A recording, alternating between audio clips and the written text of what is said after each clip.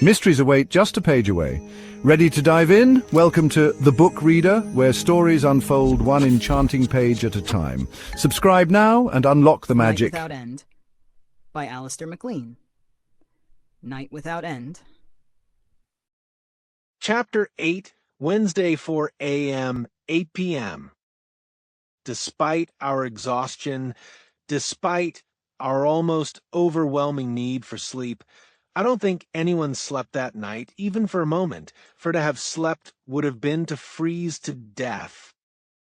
I had never known such cold, even with 12 of us jam-packed inside a tiny wooden box built to hold 5 sleeping people at the most, even with the oil fire roaring up the chimney all night long and wanned by a couple of cups of piping hot coffee apiece. We, all of us, suffered agonies during these dark hours. The chattering of teeth, the St. Vitus dance of tremor-ridden limbs knocking against the thin, uninsulated wooden walls, the constant rubbing as someone sought to restore life to a frozen face or arm or foot. These were the sounds that never ceased. How the elderly Marie Lugard or the sick Mahler survived that night was indeed a matter for wonder. But survive they did, for when I looked at my luminous watch, saw that it was almost 4 o'clock and decided that enough was enough, both of them were wide awake when I switched on the little overhead light. Weak enough normally, that light was now no more than a feeble yellow glow and ominous sign. It meant that even the tractor batteries were beginning to freeze up, but enough to see the crowded circle of faces, white and blue and yellowing with frostbite, the smoke-like exhalations that clouded in the air before them with every breath they took, the film of slick ice that already covered the walls and all of the roof except for a few inches round the stovepipe exit. As a spectacle of suffering, of sheer, unrelieved misery, I don't think I have ever seen its equal. Insomnia et doc? It was Corazzini speaking, his teeth chattering between the words. Or just forgotten to plug in your electric blanket? Just an early riser, Mr. Corazzini. I glanced round the haggard and pain-filled faces. Anybody here slept at all? I was answered by mute headshakes from everybody. Anybody likely to sleep? Again the headshakes. That settles it. I struggled to my feet. It's only 4 a.m., but if we're going to freeze to death, we might as well freeze on the move. Not only that, but another few hours in this temperature, and that tractor engine will never start again. What do you think, Jackstraw? "'Till get the blow torches," he said by way of answer, and pushed his way out through the canvas screen. Almost at once I heard him begin to cough violently in the deadly cold of the air outside, and in the intervals between the coughing, we could clearly hear the dry, rustling, crackling of his breath as the moisture condensed, froze, and drifted away in the all but imperceptible breeze. Corazzini and I followed, choking and gasping in turn as that glacial cold seared through throat and lungs, adjusting masks and goggles until not a millimeter of flesh was left exposed. Abreast the driving cabin, I drew out my torch and glanced at the alcohol thermometer. Ordinary mercury froze solid at 38, then looked again in disbelief. The red spirit inside the glass had sunk down to within an inch of the bulb and stood on the line of minus 68 degrees, exactly 100 degrees of frost. Still well below Wegener's minus 85 degrees, further short still of the incredible minus 125 degrees that the Russians had recorded at the Vostok in Antarctica, but nevertheless the lowest by almost 15 degrees that I had ever experienced. And that it should happen now 200 miles from the nearest human habitation, with jackstraw and myself stuck with 2 murderers, a possibly dying man, 7 other passengers. Rapidly weakening from exposure, exhaustion, and lack of food, and a superannuated tractor that was due to pack up at any moment at all. Over an hour later, I had cause to revise the last part of that estimate. It seemed that the tractor had already packed up. I had had my first intimation of trouble to come when I had switched on the ignition and pressed the horn. The faint, mournful beep could hardly have been heard 20 yards away. The batteries were so gummed up by the cold that they couldn't even have turned over a hot engine, far less one in which the crankcase, transmission, and differential were all but locked solid in lubricating oil that had lost all power to lubricate anything and had been turned into a super viscous liquid with the consistency and intractability of some heavy animal glue. Even with 2 of us bringing all our weight to bear on the starting handle, it was impossible to turn even one cylinder over the top.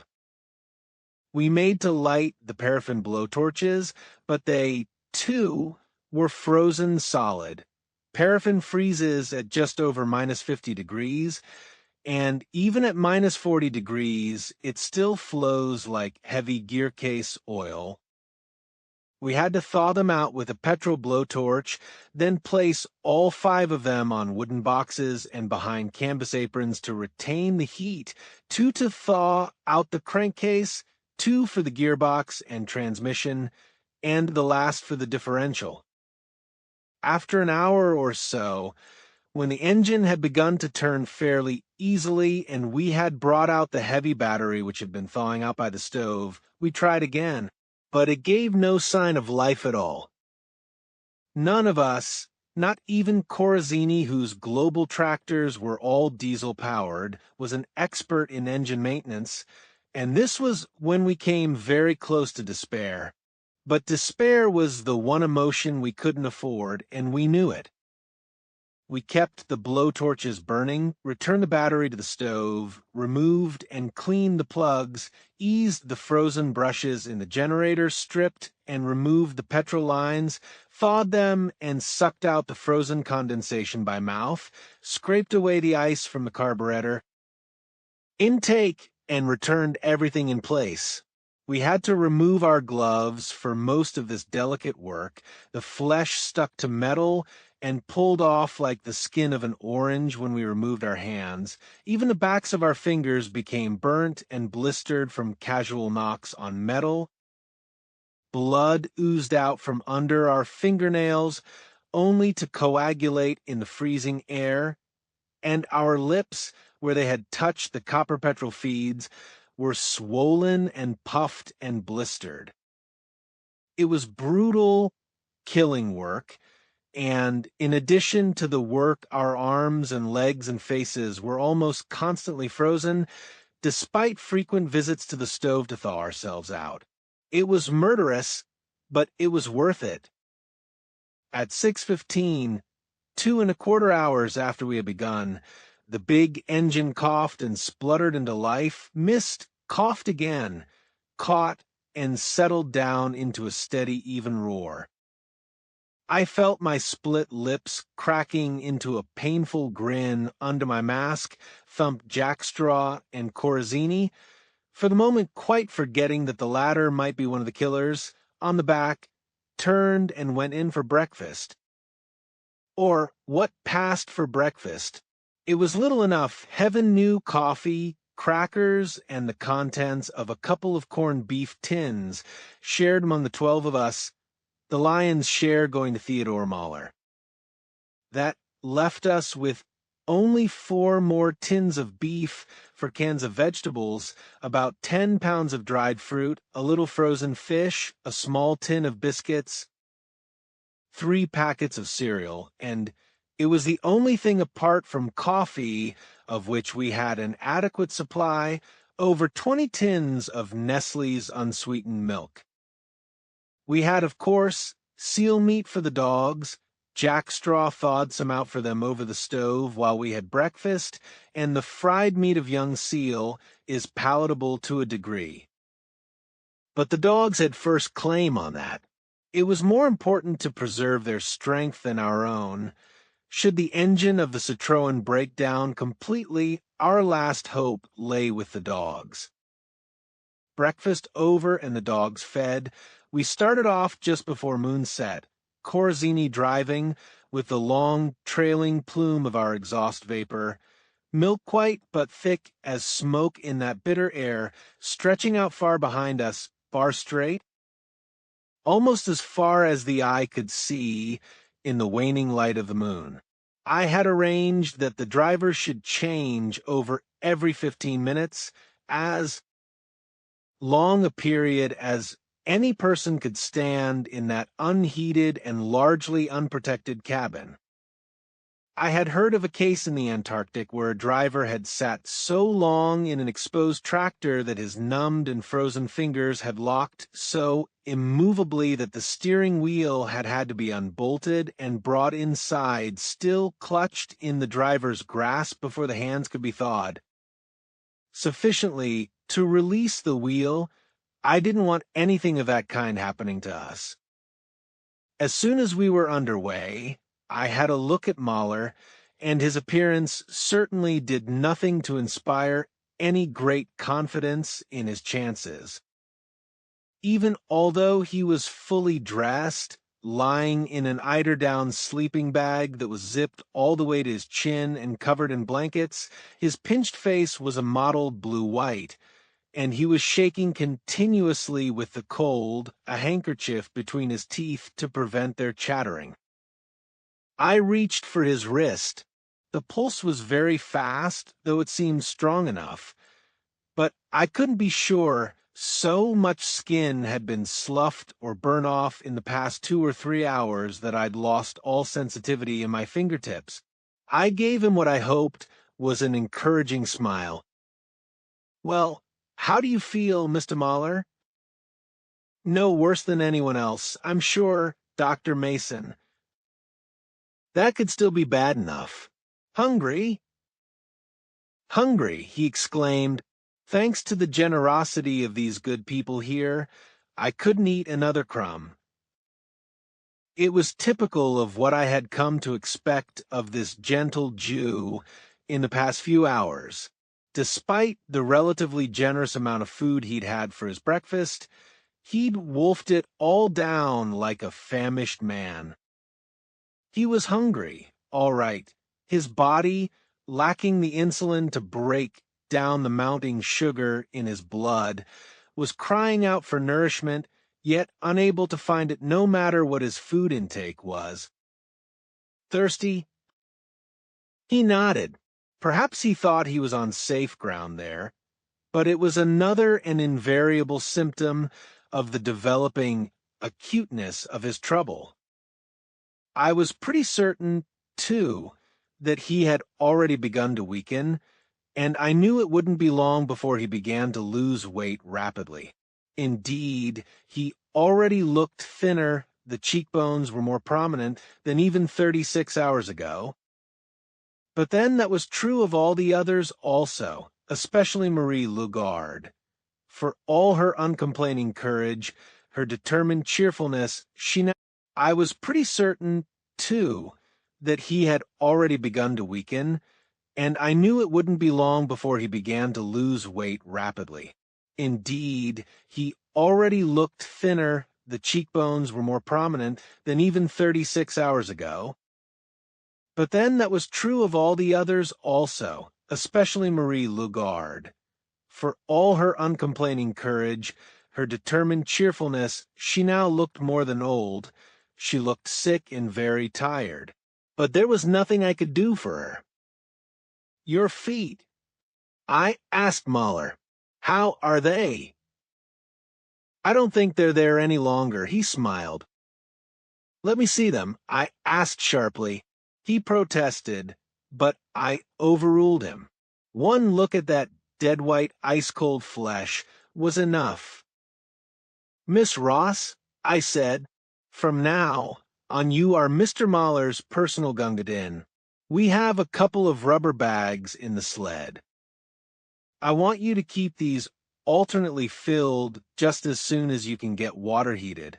Unfortunately, it takes a long time to melt that damned snow. They're for Mr. Mahler's feet. Again, Mahler protested, objecting to what he called this babying, but I ignored him. I didn't want to tell him, not yet, that frostbite in the feet of an untreated diabetic could mean only one thing: gangrene and amputation at the least. Slowly, I looked round the occupants of the tractor cabin, and I think that had I known for certain who the person responsible for all this was, I would have killed him without compunction. Just then Corzini came in. After only 15 minutes at the wheel of the tractor, he had just yielded to jackstraw. He was in a pretty bad way. The bluish-white, bloodless face was mottled with yellow frostbite blisters. His lips were cracked, the fingernails were beginning to discolor, and his hands were in a shocking mess. True, jackstraw, Zagero and I were little better, but Corzini was the only one who had driven in that intense cold. He was shaking like a man with malarial fever, and from the way he stumbled up the steps, I could see that his legs were gone. I helped him to a vacant seat by the stove. Feel anything below the knees? I asked quickly. Not a damn thing. He tried to smile, but the effort was too painful. The blood started to well again from the open cuts on his lips. It's pretty vicious out there, Doc. Better rub the old feet with some snow, huh? He stooped and rumbled uselessly at laces with his numbed and bleeding fingers, but before he could move, Margaret Ross was on her knees, easing off his boots with gentle fingers. Looking down at that slight figure lost beneath the bulky layers of clothing, I wondered for the 100th time how I could ever have been crazy enough to believe about her all the things I had done.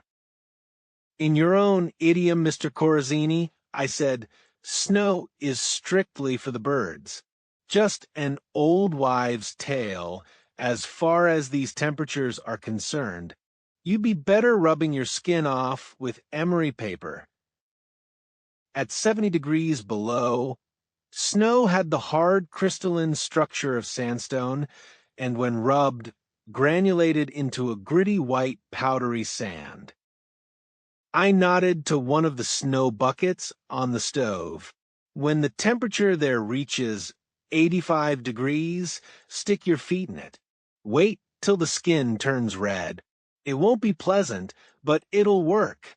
If there are any blisters, I'll puncture and sterilize them tomorrow. He stared at me. Is that sort of thing going to go on all the time, Doc?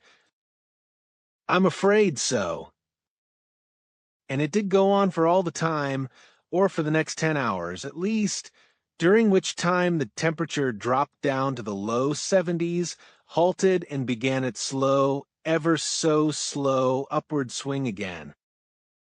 10 hours while the snow buckets were never off the stove, 10 hours while Mrs. Dansby Gregg, her maid Helene, and later on, Solly Levin held blow torches against the sides of the buckets to hurry up the melting and heating process. 10 hours while we drivers suffered the regularly recurring pounding agony of circulation returning to our frozen limbs. 10 hours during which we began to build up an almost pathological dread of the moment when we must again plunge our feet into hot water. 10 hours during which Mahler grew steadily weaker and Marie Lagarde, falling silent for the first time, slipped down and lay huddled in a corner, eyelids closed, like one already dead. 10 hours. 10 interminable, indescribable hours of suffering borrowed from purgatory. But long before these 10 hours were up, something happened to change the picture completely. At noon, we halted the tractor. While the women were heating up soup and using a blowtorch to thaw out 2 cans of fruit, jackstraw, and I rigged up the radio transmitter, strung out an antenna, and started triggering out our GFK call sign. Normally, on these hand-cranked 8-watt jobs, a Morse key was used for transmission while reception was by a pair of earphones, but thanks to a skillful improvisation by Joss, who knew how hopelessly awkward Morse was for everyone in the party except himself, the set had been rigged so that the key was used only for the call-up sign. After the link was made, a hand microphone could be used for transmission, and simply by throwing the receiving switch into the antenna lead, the microphone was transformed into a small but sufficiently effective loudspeaker. Calling up Joss was only a gesture. I'd made a promise and was keeping it, that was all. But by this time, I estimated we were 120 miles distant from him, near enough the limit of our small set. I didn't know what effect the intense cold would have on radio transmission, but I suspected it wouldn't be anything good. There had been no aurora that morning. But the ionosphere disturbance might still be lingering on. And of course, Joss himself had declared that his RCA was entirely beyond repair. 10 minutes passed, 10 minutes during which Jackstraw industriously cranked the handle, and I sent out the call sign GFK 3 times repeated, a flick of the receiver switch, 10 seconds listening, then the switch pulled back and the call sign made again. At the end of the 10 minutes, I sent out the last call, pushed over the receiving switch, listened briefly, then stood up, resignedly gesturing to Jackstraw to stop cranking. It was then, almost in the very last instant, that the mic in my hand crackled into life. GFX calling GFK. GFX calling GFK. We are receiving you faint, but clear. Repeat, we are receiving you. Over. I fumbled and nearly dropped the mic in my excitement. GFK calling GFX. GFK calling GFX. I almost shouted the words, saw Jackstraw pointing to the switch which was still in the receiving position, cursed my stupidity, threw it over, called out the signs again, and then, quite forgetting the procedure and etiquette of radio communication, rushed on, the words tumbling over one another. Dr. Mason here. Dr. Mason here. Receiving you loud and clear. Is that you, Joss? I threw the switch. Yes, sir, glad to hear from you. Static lent a flat impersonality to the crackling words, robbed them of meaning. How are you? What weather? How far out? Going strong, I replied. Cold intense, minus 70 degrees. Approximately 120 miles out. Joss, this is a miracle. How on earth did you fix it? I didn't, he said unemotionally. There was a pause, and then his voice came again. Captain Hillcrest is waiting to speak to you, sir. Captain Hillcrest? What on earth is Captain Hillcrest, Dash? I broke off abruptly, not through astonishment, great though that was that Hillcrest, whom I had believed to be almost 250 miles to the north of our IGY cabin, should have suddenly turned up there. But because the warning glance from Jackstraw had found an echoing answer in the back of my own mind. Hold on, I said quickly. We'll call you back in 2 or 3 minutes. We had set up the transmitter just to the rear of the tractor cabin, and I knew that every word said on both sides could be heard by those inside. It was just then that the curtains parted and Corazzini and Zagero peered out, but I ignored them. I never cared less about the hurt I was offering to anybody's feelings, just picked up the radio and generator while Jackstraw unstrung the antenna and walked away from the tractor. 200 yards away, I stopped. Those in the tractor could still see us. The brief light of noonday was flooding over the ice cap, but they could no longer hear us. We rigged the radio again, and I tried to tap out the call sign, but it was hopeless. We'd been out too long in that dreadful cold, and my hand was beating an uncontrollable tattoo on the key. Fortunately, they knew or guessed at the other end what was happening, for Hillcrest's voice, calm, confident, infinitely reassuring, came through as soon as I pressed the receiving switch. Surprise, surprise, the mic crackled mechanically. Okay, Dr. Mason, from what Joss has said, and the recent delay, -1 guess you're a good way from the tractor. At 70 below, you won't want to stay there too long. Suggest I do all the talking. I'll keep it brief. Receiving me? Loud and clear. What on earth are you sorry? Carry on. Thanks. We heard Monday afternoon on both British and American broadcasts of the overdue airliner. Tuesday morning, yesterday, that is, we heard from the Uplavnik base. They say this hasn't been announced officially, but the U.S. and British governments are convinced that the plane has not been lost at sea, but that it has landed somewhere in Greenland or Baffin Island. Don't ask me why they're convinced. I've no idea. Anyway, they've mounted the biggest air-sea rescue search since the war. Merchant vessels of several nationalities have been diverted. American, British, French, and Canadian. Fishing trawlers are moving into the Greenland coast, the west coast mainly. The east's already blocked with ice. A dozen U.S. Air Force search bombers are already operating from Thule and Sondre-Stromfjord. U.S. Coast Guard cutters are on the job. A flotilla of Canadian destroyers have been rerouted from mid-Atlantic and are steaming at full speed for the southern entrance of the Davis Strait, although it will take them at least 36 more hours to get there, and a British aircraft carrier, accompanied by a couple of destroyers, has already rounded Cape Farewell. We don't know yet how far north she can get. The ice is solid on the Baffin side, but it's open at least to Disco on the Greenland coast, maybe as far as Svartenhuk. All IGY stations in Greenland have been ordered to join in the search. That's why we came back nonstop to the cabin to pick up more petrol. I could contain myself no longer, threw over the receiving switch. What on earth's all the mad flap about? You'd think the President of the United States and half the royal family were aboard that plane.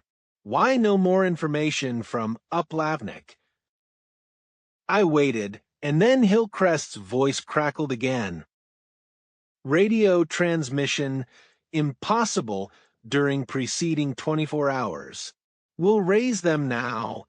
Tell them we've found the missing plane and that you're on your way to the coast. Any fresh developments with you? None. Correction. One of the passengers, Mahler, turns out to be an advanced diabetic. He's in a bad way. Radio Uplavnik to get insulin. Gottthab will have it. Wilco, the microphone crackled back. A long pause, during which I could faintly hear the murmur of conversation. Then Hillcrest came on again. Suggest you return to meet us. We have plenty of petrol, plenty of food.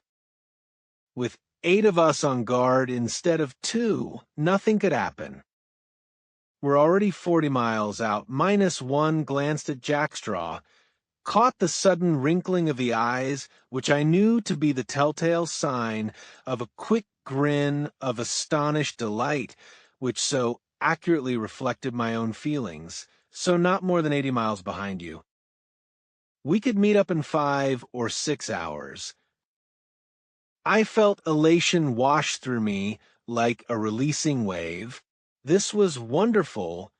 This was more than anything I had ever dared hope for. All our troubles were at an end.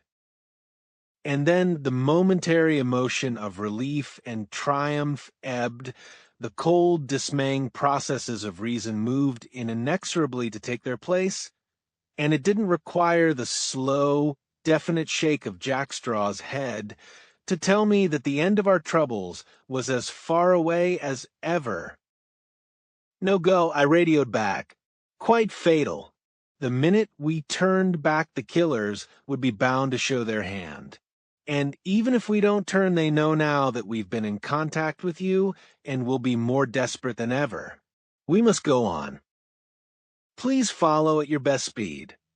I paused for a moment, then continued, emphasized to Oplavnik essential for our lives to know why crash plane so important. Tell them to find out the passenger list, how genuine it is. This is absolutely imperative, Captain Hillcrest. Refuse to accept no for an answer. We must know. We talked for another minute, but we'd really said all there was to be said. Besides, even during the brief periods that I'd pushed down my snow mask to speak, the cold had struck so cruelly at my cut and bleeding lips that I could now raise scarcely more than a mumble. So after arranging an 8 p.m. rendezvous and making a time check, I signed off.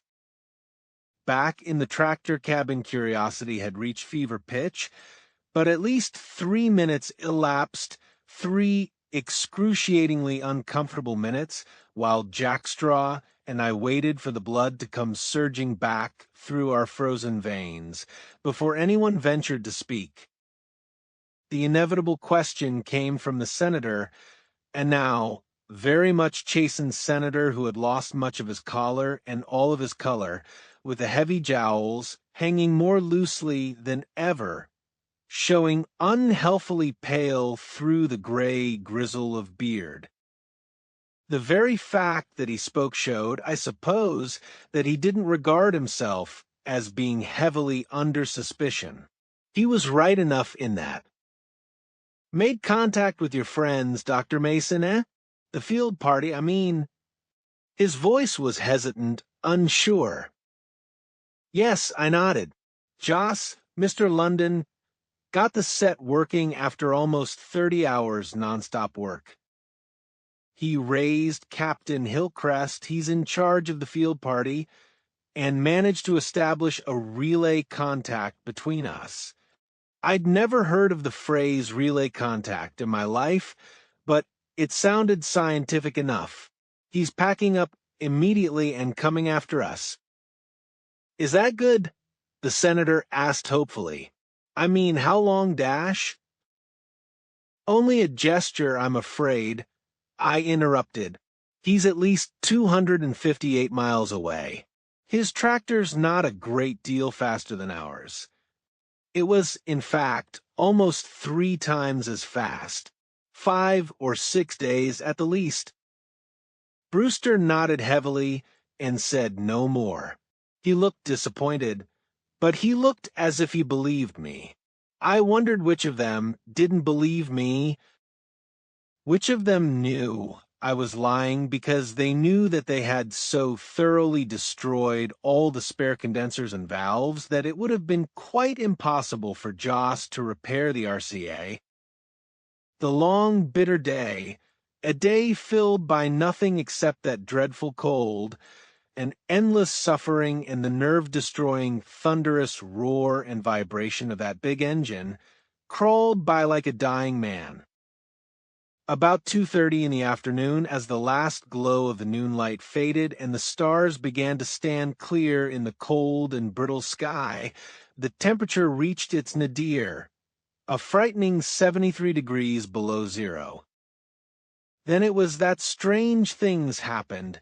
Flashlights brought from under a parka died out. Inside a minute, rubber became hard as wood and cracked and fractured like wood. Breath was an opaque white cloud that shrouded the heads of every person who ventured outside the tractor body. The ice cap froze to such an unprecedented degree of hardness that the tractor tread spun and slipped on flat surfaces, The crimp marks no more than half-seen hairlines on the ground. The dogs, who could with impunity stand up to howling blizzards that would kill any man, whined and wailed in their utter misery in that appalling cold. And now and again, like some far-off intimation of doom and the end of the world, a dull, rumbling sound would come echoing across the ice cap and the ground shake beneath the treads of the tractor as some great areas of snow and ice contracted still farther under the iron hand of that glacial cold. It was then, inevitably, that the tractor started to give trouble. It was only a matter for wonder that it hadn't broken down long before that. What I feared above all was the shearing of some moving metal part made brittle by that intense cold.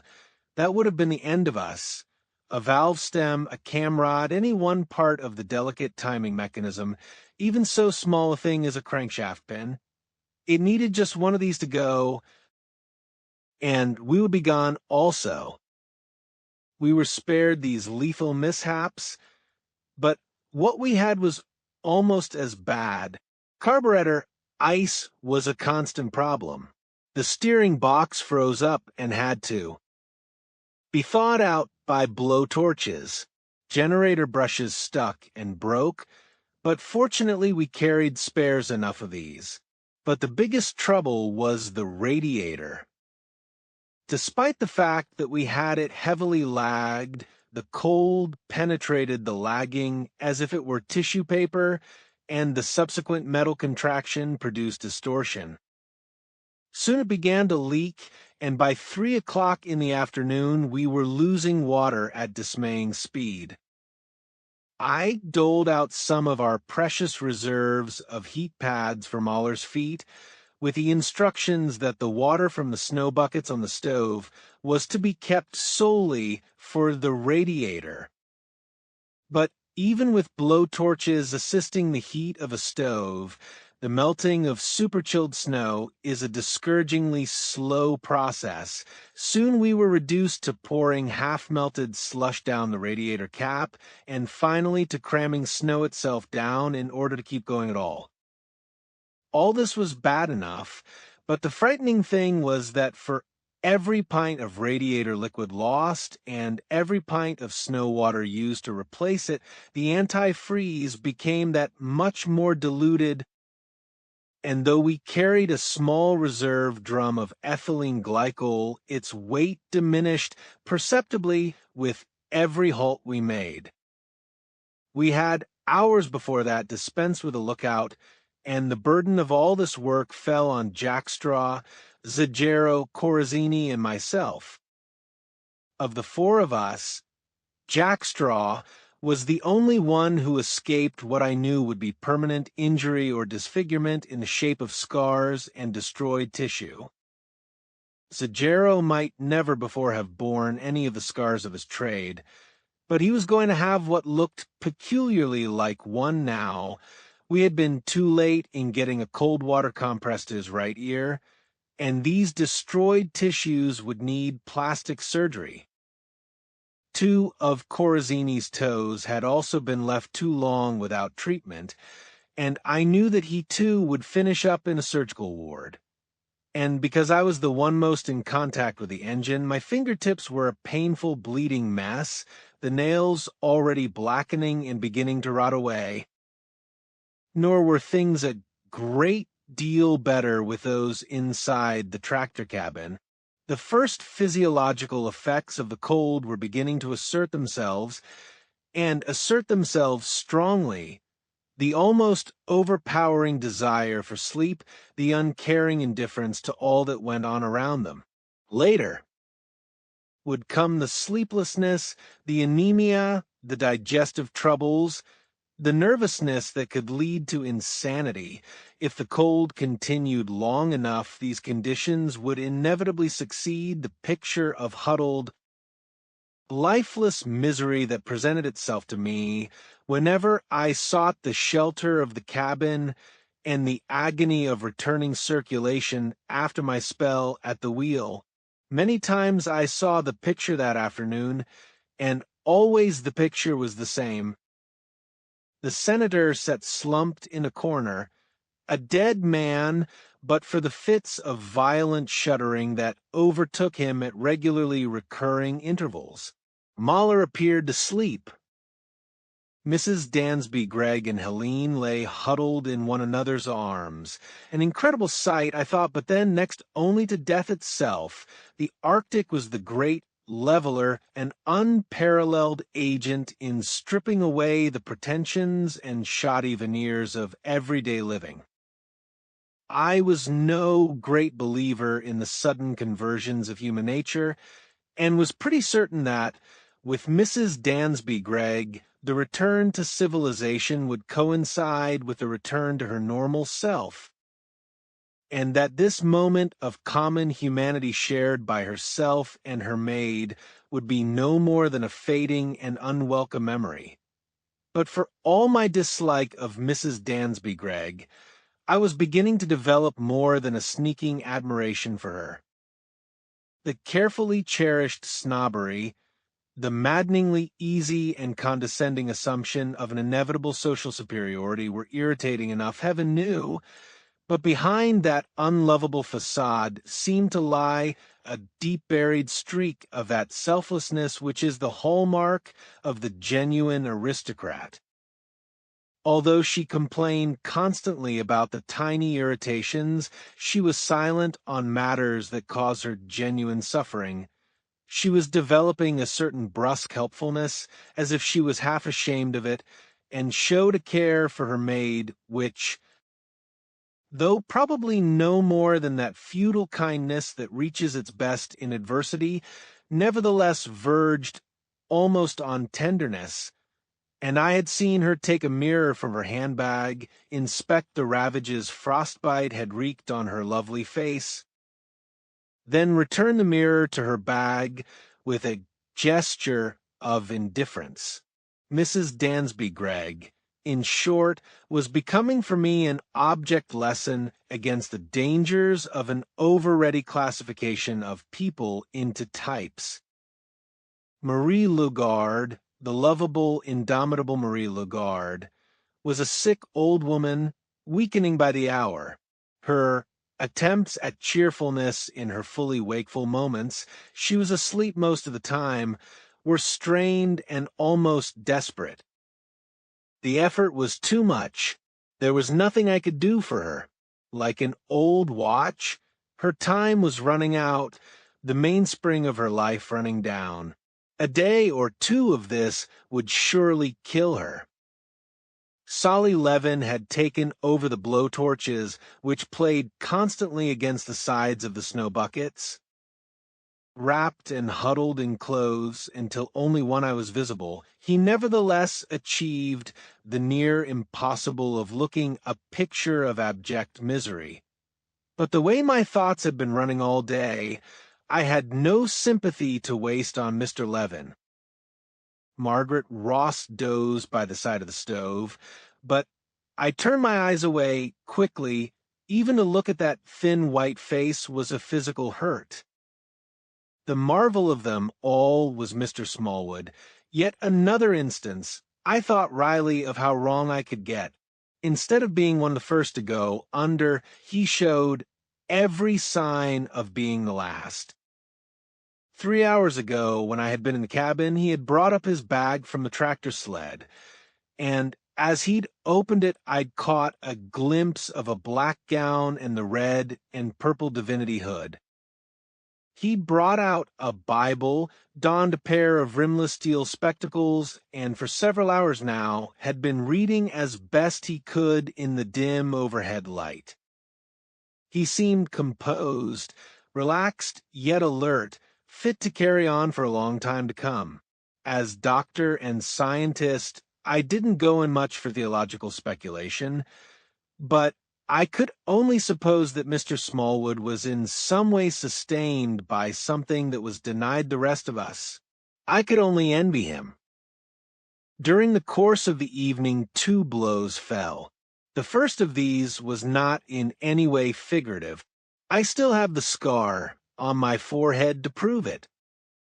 We stopped just before 8 o'clock that evening, partly in order to keep our radio schedule with Hillcrest, partly because I wanted to make a long halt, to give Hillcrest all the more opportunity to overtake us, on the pretext that the Citroen's engine was overheating badly in the temperature that had been rising steadily since the early afternoon. But despite the fact that it was now almost 25 degrees warmer than a mid-afternoon, it was still bitterly cold. Our hunger and physical exhaustion saw to it that we still suffered almost as much as ever, dark and very still. Far away to the southwest, we could see the jagged sawtooth line of the Vindeby Nunataks, that 100-mile-long ridge of hills that we would have to cross the next day, the forbidding peaks a gleaming crystalline white in the light of the moon that had not yet topped our eastern horizon. I was driving when we stopped. I switched off the motor, walked round to the back of the tractor, and told those inside that we were making a halt. I asked Margaret Ross to heat some food on the stove, soup, dried fruit, one of our 4 remaining tins of corned beef, asked Jack Straw to rig up the antenna for the radio, then went back to the tractor, stooped, and turned the radiator drainage cap, catching the liquid high antifreeze in the water had been thinned down so much in the course of the day that I was pretty certain that in those temperatures it wouldn't take half an hour for the radiator water to freeze up and split open the cylinder jacket. I suppose it was because of the gurgling of the water into the can that I didn't hear the sound behind me until the last moment. And even so, I had no particular reason just then to be suspicious of anything. I half straightened and turned round to see who was there, but I was too late. The consciousness of a vague blur high the darkness and the blinding white flash of light and pain as something solid smashed into my forehead, just above the goggles on my right eye, came in one and the same instant. I was out, completely unconscious, long before I crumpled down onto the frozen surface of the ice cap. Death could easily have supervened then. It would have been easy, ever so easy, for me to drift from unconsciousness into that numbed sleep from which, almost 80 degrees of frost in the ground, I would never have awaked. But awake I did, slowly, painfully, reluctantly, at the insistence of urgently shaking hands. Dr. Mason. Dimly, I realized that it was Jack Straw speaking, that he had my head and shoulders supported in the crook of his arm. His voice was low, but with a peculiarly carrying quality. "Wake up, Dr. Mason." "Ah, good. Easy does it now, Dr. Mason."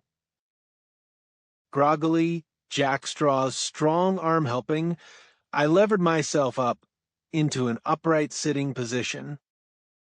A brilliant flame of pain lanced like a scalpel through my head. I felt everything blurring once more, consciously, almost violently, shook off the shadows that were creeping on me again, then looked dazedly up at Jack Straw. I couldn't see very well. I thought for one frightening moment that the vision center had been damaged when the back of my head had struck against the iron-hard ice cap. The ache there was almost as severe as the one on my forehead, but I soon discovered that it was only the blood seeping from the cut on my forehead that had frozen and gummed together the lids of my right eye. No idea who did it, Dr. Mason? Jack Straw wasn't the man to ask stupid questions like, "What happened?" No idea at all. I struggled to my feet. Have you? Hopeless. I could sense, rather than see the shrug, in the darkness. As soon as you stopped, 3 or 4 of them came out. I don't know where they went. -1 was out to the south rigging up the antenna. The radio jackstraw. I was beginning to think again. Where's the radio? No worry. Dr. Mason, I have it with me, Jackstraw said grimly. It's here. Any idea, YT? None. Yes, I have. I thrust my hand into the inside pocket of my parka, then looked at Jackstraw in disbelief. My gun, it's still there. Nothing else missing? No. Spare ammo clip there. Wait a moment, I said slowly. I hunted around in my parka pocket, but with no success. A paper -1 took a newspaper cutting from Colonel Harrison's pocket. It's gone. A cutting? What was in it, Dr. Mason? You're talking to one of the world's prize idiots, Jackstraw. I shook my head in self-reproach, winced as the pain struck again. I've never even read the damn thing. If you had, Jackstraw murmured philosophically, you'd probably know why it was taken from you. But what was the point in it? I asked blankly. For all they know, I might have read it a dozen times. I think they know you haven't even read it once, Jackstraw said slowly. If you had, they'd have known it by the fact that you would have said or done something they would have expected you to say or do. But because you haven't, well, they know they're still safe. They must have been desperate to take a chance like this. It is a great pity. I do not think, Dr. Mason, that you will ever see that paper again. 5 minutes later, I had washed and bandaged the cut on my forehead. I'd savagely told an inquiring Zagero that I'd walked into a lamppost and refused to answer all other questions, and set off with Jackstraw in the strengthening light of the newly risen moon. We were late for a rendezvous, but when I switched the receiver into the antenna, I heard Joss's call-up sign come through straight away. I acknowledged, then asked without preamble, "What news from Uplavnik?" "Two things, Dr. Mason." Hillcrest had taken a microphone over from Joss, and even through the distortion of the speaker, his voice sounded strange, with the flat, controlled unemotionalism of one speaking through a suppressed anger. Uplavnik has been in touch with HMS Triton, the carrier. Coming up the Davis Strait, Triton is in constant communication with the British Admiralty and the government, or so I gather. The answers to your questions are these. Firstly, the passenger list from BOAC in America is not yet through, but it is known from newspaper reports that the following 3 people were aboard. Marie Lugard, the musical comedy star, Senator Hoffman Brewster of the United States, and a Mrs. Phyllis Dansby Gregg, who appears to be a very prominent London socialite. I wasn't greatly excited over this item of news. Marie Lugard had never been a suspect. Mrs. Dansby Gregg, and by implication, Helene Fleming had never had more than a faint question mark against their names, and I had already come to the conclusion that it was long odds against the man who was, or purported to be, Senator Brewster being one of the killers. The second thing is this. The Admiralty cannot or will not say why the plane has been forced down, but I gather there must have been a most vital reason.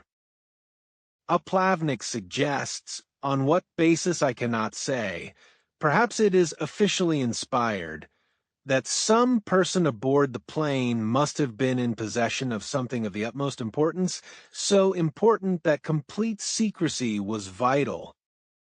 Don't ask me what it was. A microfilm, a formula, something, perhaps, only committed to memory. It sounds fanciful, but that's all we can guess at. It does seem likely that Colonel Harrison, was in possession of it. I looked at Jackstraw, and he at me. The man who had so recently knocked me out had been desperate, all right. I knew then what I had subconsciously known all along, that I was dealing blindfolded against a man or men far cleverer than myself. They knew that Joss couldn't possibly have hoped to repair the RCA. They knew, therefore, that I must have been talking direct to Hillcrest. They knew because I had told them that the 8-watt radio we had with us had a range of not more than 150 miles under normal conditions, so that the chances were high that Hillcrest was actually speaking from the IGY cabin or a point even nearer.